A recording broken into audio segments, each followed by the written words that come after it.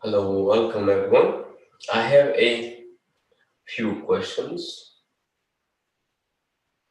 I hope you're having a good summer, which is important, and some people having very cold winter, depending where you are.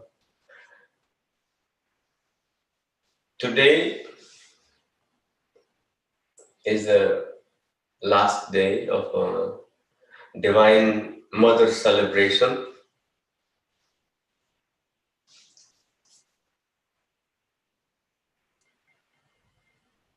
The greetings to everyone who practice Navdurgas or the energy practice. It's very especially today is a very auspicious day, and tomorrow as well. If you meditate, they say in the auspicious days when you meditate, the benefit of meditation is a lot more greater and multiplies than normal days. I had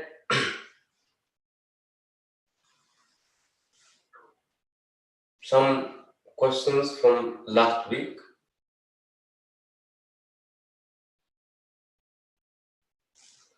Somebody saying cultivation of Swadhyaya, observation of the self is a very difficult Swadhyaya. Self-study is a greater self-awareness in truth. I am viewing as if on a movie screen. Life review. How does one gain awareness and intelligence? Silence. Your posts are thought-provoking. Maria Joan Castro Bor posted something about, I think probably last week, we talked about Swadhyaya is a very important part for spiritual growth. How, as far as I can see from her comment, she's asking also, how does one gain awareness and intelligence and silence? In the path of self-observation, it is very essential to remain silent. How to perceive the silence? Silence is actually a very beautiful language. The most of the languages that we speak or communicate that keeps our frequency very dense.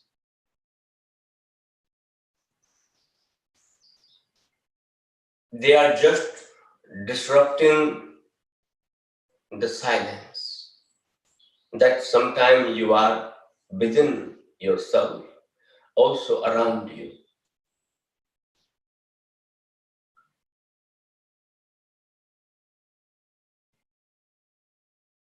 The best way to start practicing silence as baby steps,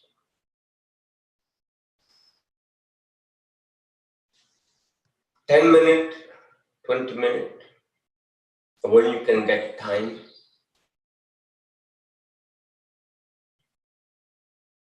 Try to start watching and paying attention to the end of in-breath and the end of out-breath. How silence your mind, how silence your body can become. If you are a meditator, if you're not a meditator, you are a good walker, or a good talker, whichever way it is. Try to observe the silence if you are a talking person between every sentence you say, every word you say. Between those words, there is a very quiet space. Just pay attention to that space, the gap that is available. If you are walking,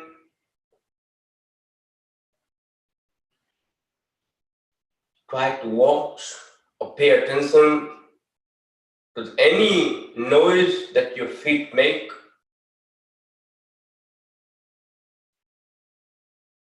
That's created by your body. And the gap of the silence space between that gap,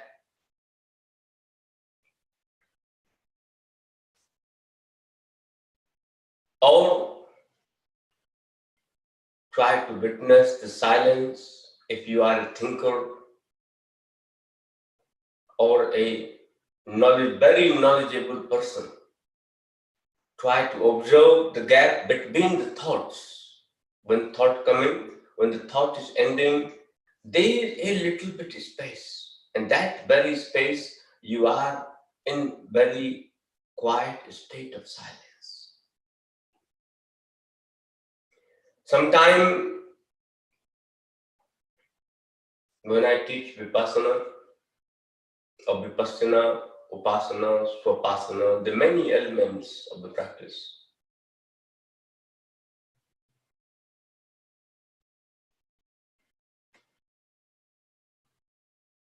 people go into a silence retreat, but they are so busy inside.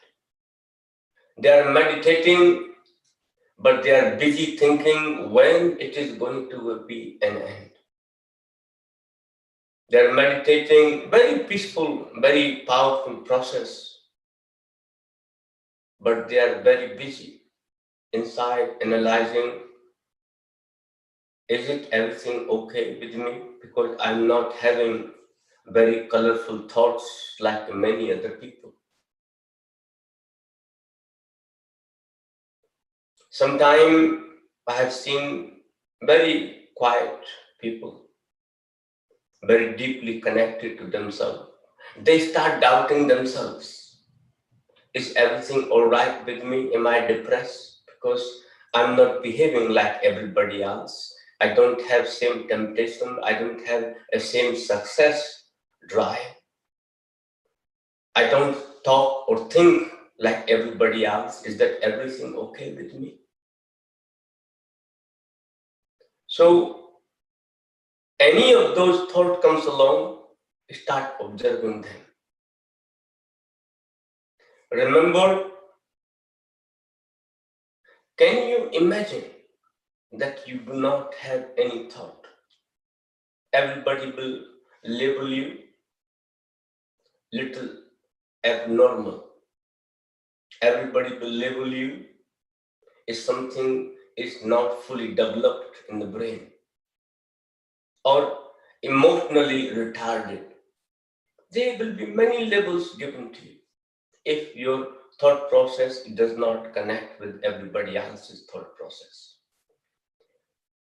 Remember, most of thinking is cultivation, a collectivity of your senses that you trying to collect throughout your life. But when you are in silence, everything get buried inside or get burned in the awareness of your higher self. How one can cultivate the self-awareness? Don't worry about light being. Don't worry about enlightened beings. At least one thing you can develop the awareness of your body. The once you start developing the awareness in the very presence of you in your body. For example, if you are seated, maybe when you are seated in a chair or on the floor or in a park, be in a park. Don't try to think about what you are going to do in a city. If you are sitting in the home, don't dream about going out into a park.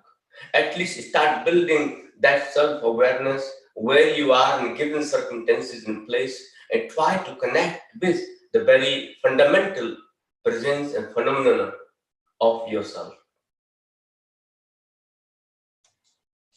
So, very simple to develop awareness. How can you develop the intelligence? Viveka. Once you develop the awareness, once you develop the how to observe it, the self-silence, the intelligence automatically comes. Don't chase intelligence. Because you yourself, the inner higher self, the presence within you, once the awareness start developing, the intelligence start cultivating. You will be able to develop the ability to see the truth as per your ability, as per your awakening, as per your awareness, and that will be the intelligence in that very time.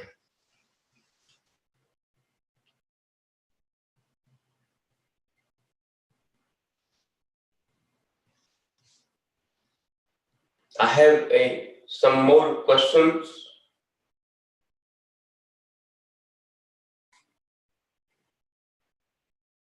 Priyanka Chauhan.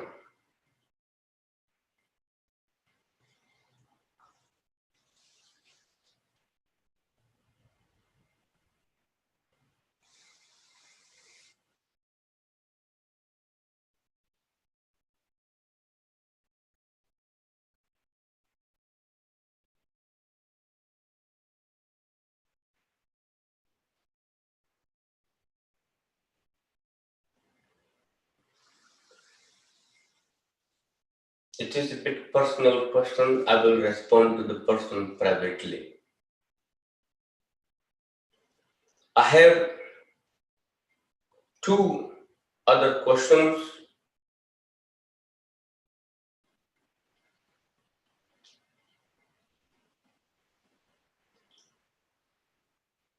What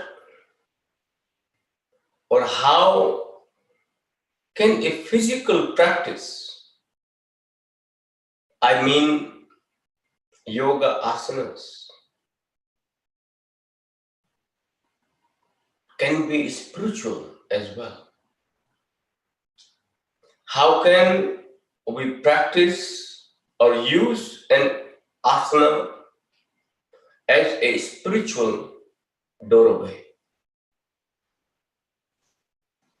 Very interesting or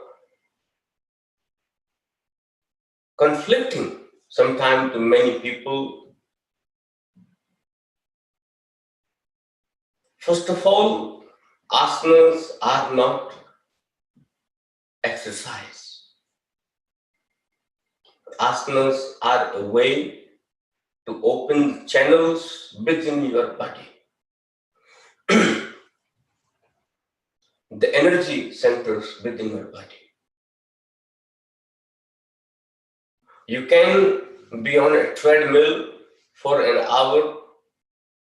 You may feel vitality. You may feel uplifted for a very moment, maybe for a day, maybe for a half a day, till the stress takes over. Because when you are practicing exercise, most of things depends on your mood. It depends on your bhav, the mood you are in at the time of the practice. If your approach at the time of the practice is to fight with yourself, which you are 24/7 you are doing, You're fighting with your mind. It seems like some sort of a battlefield in your own body, in your own life. Your life no longer is a subject of living. It becomes a battlefield of emotions, battlefield of desires, battlefield of thoughts, battlefield of proving something to yourself.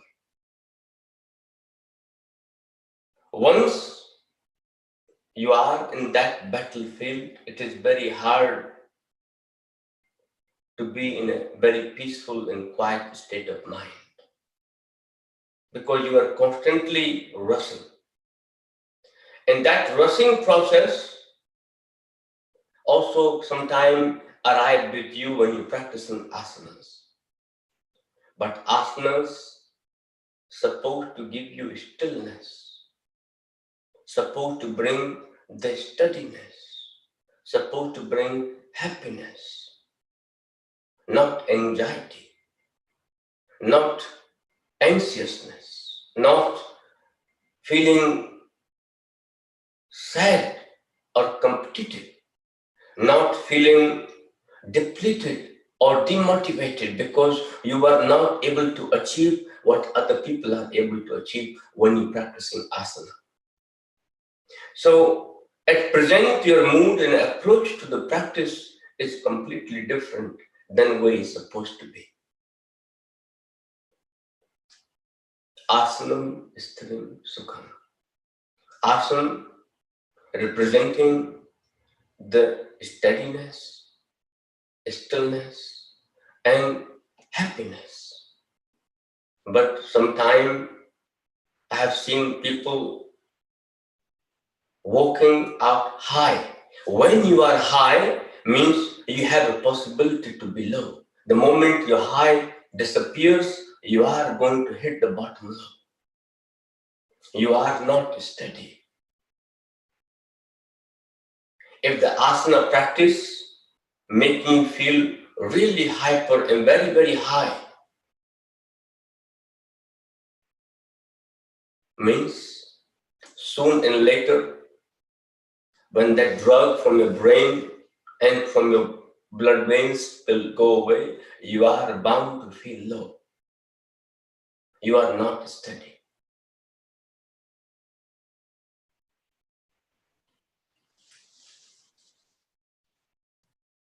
During practice of asanas, your awareness, as previous question we were talking, how to develop swadhyaya, how to develop the awareness, how to observe the silence. All those three principles itself can apply into an asana. You are an asana. Observe how still you are. Your body is shaking, or your mind is shaking. If your thoughts are driving you crazy, or your thoughts are contained with the posture, are you aware of it? The moment you become aware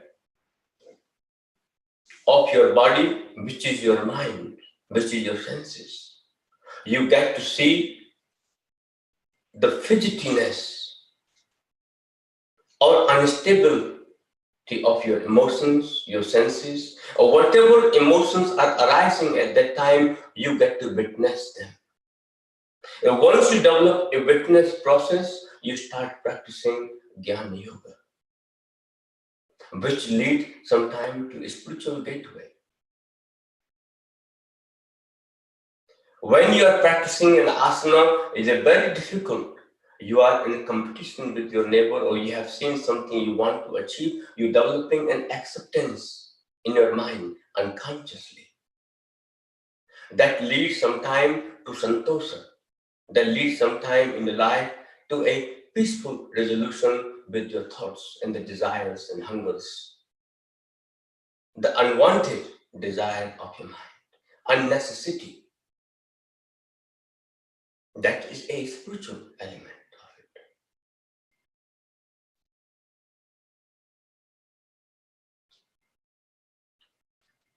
The most important part, to use the asana as a gateway, as a spiritual instrument, your mood, your relationship, very relationship at the time that you are in a posture, you are in an asana. How do you connect with it? How do you are feeling? How you are engaging in the biochemistry of your own body. The understanding of the biochemistry, the resonance that happens in your body, the emotions that arrive in your body, the thoughts that arrive in your body, that you witnessing it. That is itself a spiritual practice. Rather than bypassing, running away, avoiding, finding many distractions during the practice, i.e., even a music. For example, you are practicing asana. Your mind starts drifting. Rather than connecting with the body, you have put the mind to some other object, which is music. So now your mind is busy listening music, but not paying attention to the asana, the yoga asana, the practice, the awareness, the witnessing, release of emotions and sensation that your body is going through, what your mind is feeling at that time. It can be become spiritual if unwanted elements from yoga asana is eliminated. And correct approach or correct mood to asana can lead to a spiritual awakening.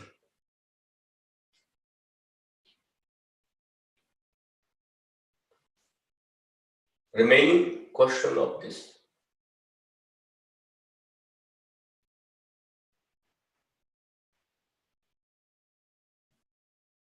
Yoga asana can actually help you to understand your senses.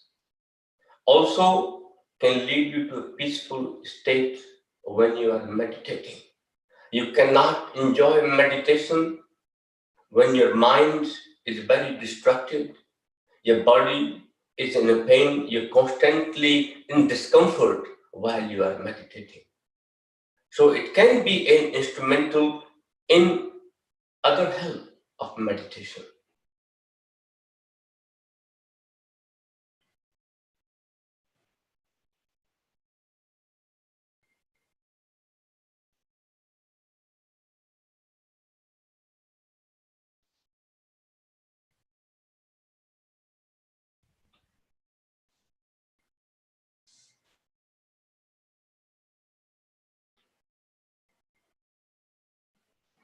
There's somebody asking yoga for kyphotic spine. Curvature of the spine around 50 degrees or greater if you have in a spine. I will be very mindful during the practice. I will try to do a lot more floor-based asana practice, elongation of the spine with supported element.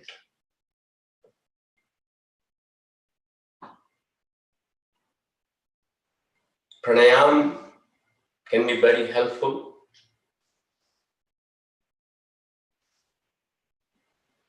Depending how healthy the person is.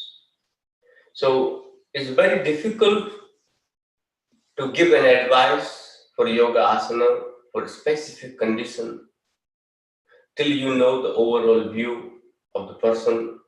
Pallavi, if I give an advice, I do not know how healthy the person is, what other elements person have.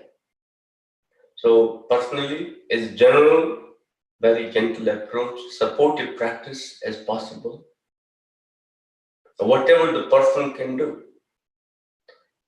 bring more pranayam to open the channels in the body. I have one more question.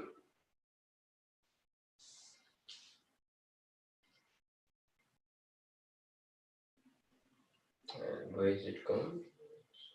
Here we go.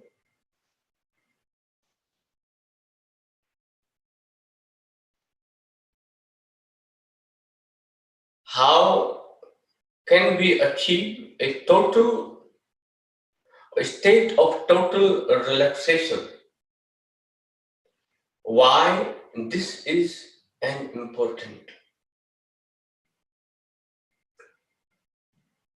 When you are not relaxed in your skin, in your own body, in your own senses, in your own mind, can you imagine what kind of behavior, reactions, engagements your senses likely to give to other people? When you are relaxed in your senses, in your body,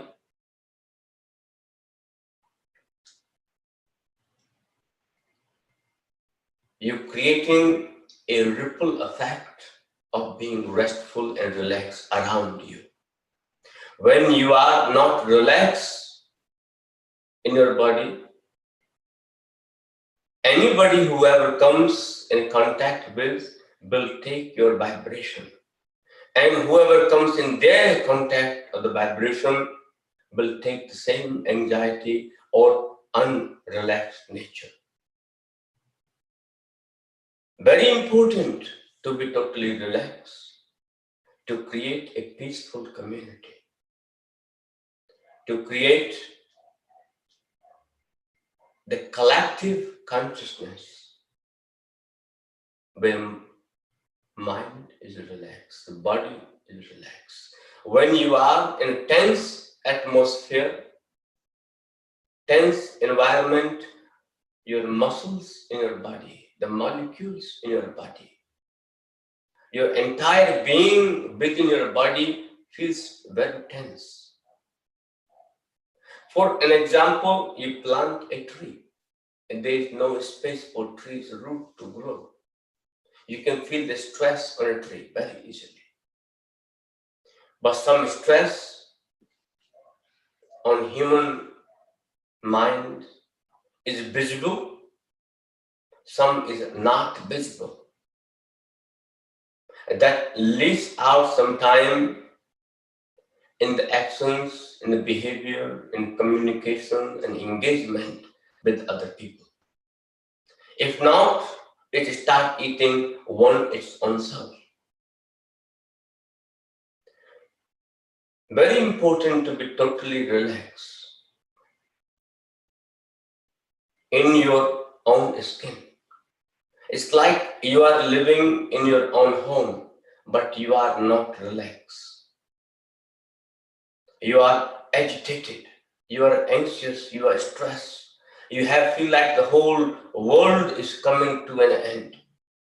You are carrying the whole world on your shoulder. My friend, as long as you are in this body, your fundamental human right, what you can call it, is a many other ones.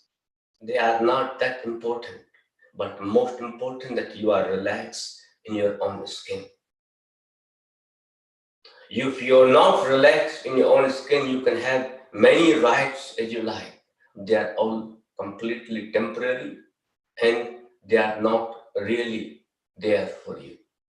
They facilitate certain aspect of it, but they do not give you total relaxation.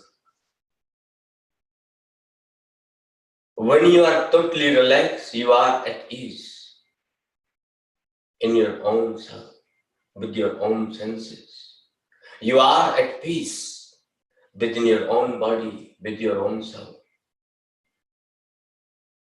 When you have total relaxation, you have access to your full energy within your body, not bits and pieces. You are connected to the infinite source of energy when you are totally relaxed. Totally relaxed means all of the samskaras are clear. not holding the certain percentage, certain senses are withholding the grudges. You do not hold any grudge to bear to anyone. You become very peaceful, you become loving and kind. Not just to yourself, but everybody and all around. Without you are having to demonstrate. It becomes your nature like nature. Nature does not discriminate. So once you are totally relaxed, your nature becomes like nature. Like sun does not discriminate, giving light. Unless you have buried yourself in a bunker, yes, then you can blame the sun is discriminating me because there is no sunshine coming. But it's not sun's fault, it is your own problem. Total relaxation is very similar to it. Once you are totally relaxed, you start channeling your inner self to your senses. Your duality of your mind start becoming one. There is not two. Inside, outside, you do not feel much difference. It's like almost very transparent wall. That what you call your identity of your body, it makes no relevance to you at that time. So relaxation is very necessary, not just 5 minutes of savasana relaxing under the yoga practice. That is a physical relaxation, which is also very important. Mental relaxation, emotional relaxation, physical relaxation. But combine all of them when you do not need to relax at all. You become totally relaxed. As long as your senses can witness the truth, would you not like that your senses are able to witness the truth of you inside and outside? That is only possible when you are in a state of total relaxation. If you are partially relaxed, you will still be partially anxious as well. How can one person be at peace when partially anxious? Not possible. So relaxation is also very necessary.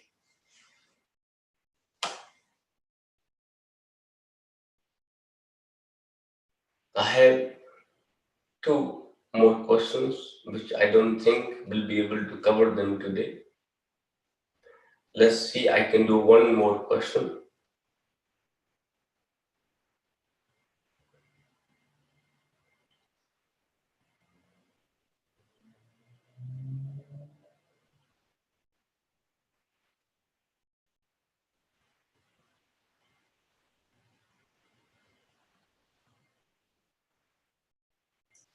There are too many. I want to see this something that is very not too, I would call it anxiety creating.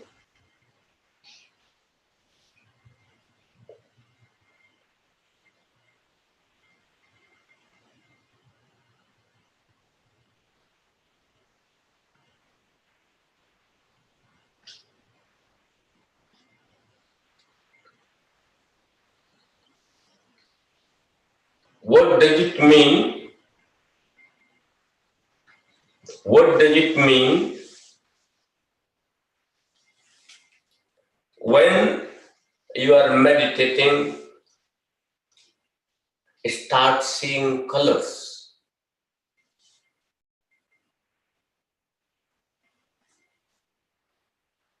Basically, your life becomes very colorful, at least for a moment while you are meditating.